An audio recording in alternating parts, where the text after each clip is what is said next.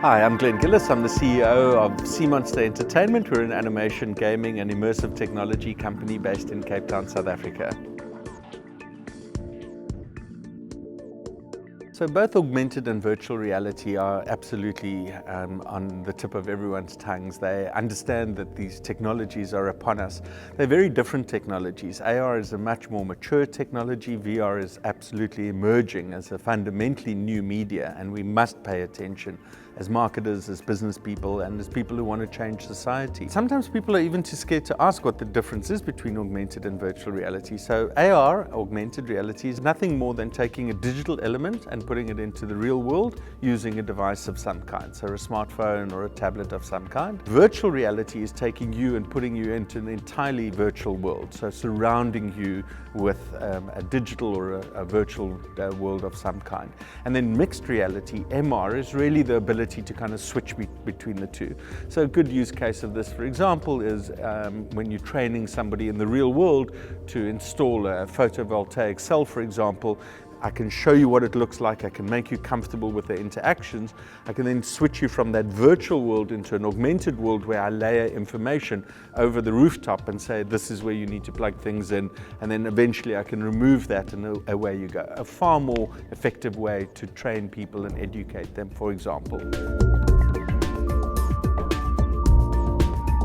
Augmented reality is going to fundamentally change the world of marketing, and it's going to do that for one very simple reason. It's going to provide visual information in the real world. It's going to connect the digital and the offline world, the world we live in a way that just can't be imagined now. This is no gimmick, this is no quick pop-up here, and yes, they're great for promotions, yes, they're great for engagement, but augmented reality is going to fundamentally change the way we communicate with our audiences.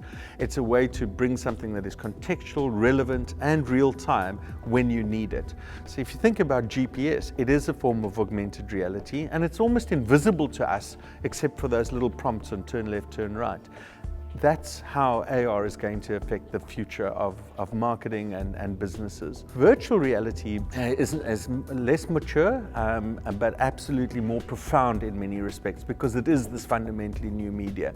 And we don't yet know what that's going to do. If you imagine a retail environment, for example, when we first did our websites, we had brochures, and then we made sort of electronic versions of those and we stuck them up. And then we learned to evolve the websites. We're doing very much the same thing with virtual reality. When we design virtual stores, we make them look like the real world. And maybe there's some comfort in that our consumers take because they know where things are. But why isn't the first thing, what mood are you in? Are you in the hunter mood? Are you going in just to pick up a few things? Are you in the gatherer mood? Are you in the social mood? And reorganize the layout of the store based on how you're feeling. Amazon does this very effectively, as do other retailers, where you buy this and then they prompt things that seemingly are completely unrelated, but somehow they know what you're thinking and what you might need next. This is exactly this journey that we're on for virtual reality. The other thing about VR is that it is the ultimate empathy machine. It literally puts you in the shoes of other people.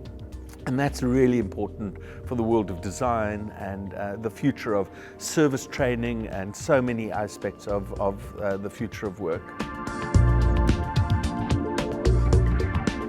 The marketers sometimes struggle to really understand the new technologies. These things are quite specialized and require a different way to create digital assets, for example, and they see them as cheap promotional gimmicks. And in much the same way that we did with QR codes. You know, QR codes are a very powerful way to compact a lot of information.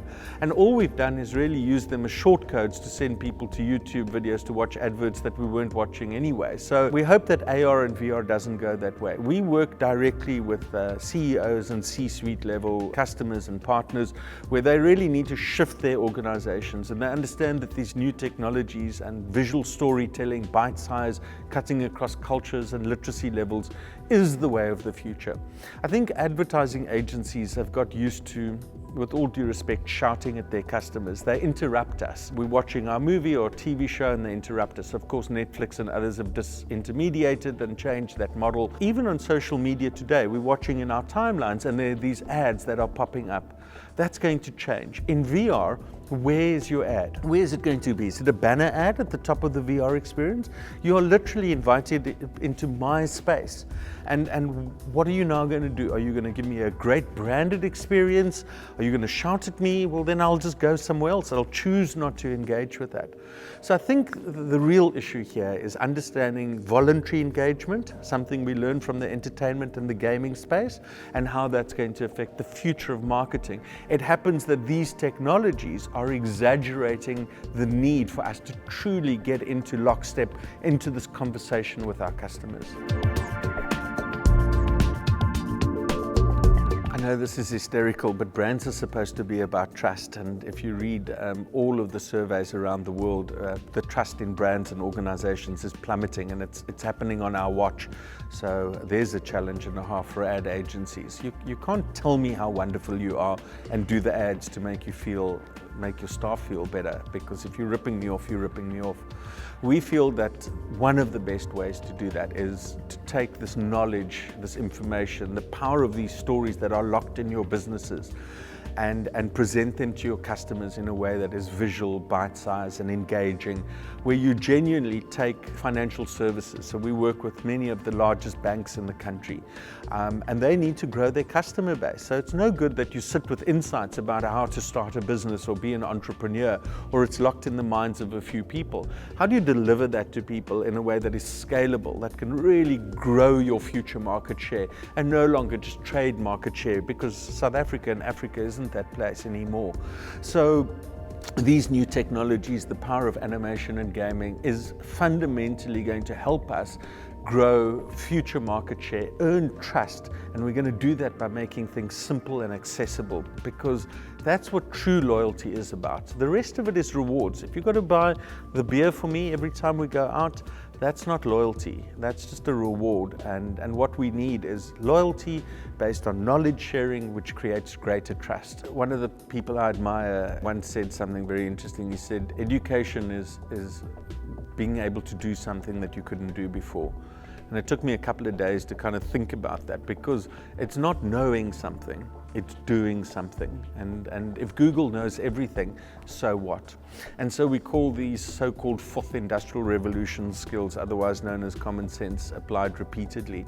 And these are the skills we're going to need, because as AI takes over those mechanical processes, what we need is a return to problem solving, creativity, growth mindset, and of course empathy being the most critical one of all, where we feel that and understand that human need, and then can tailor solutions and products and be on a journey with our clients around those things.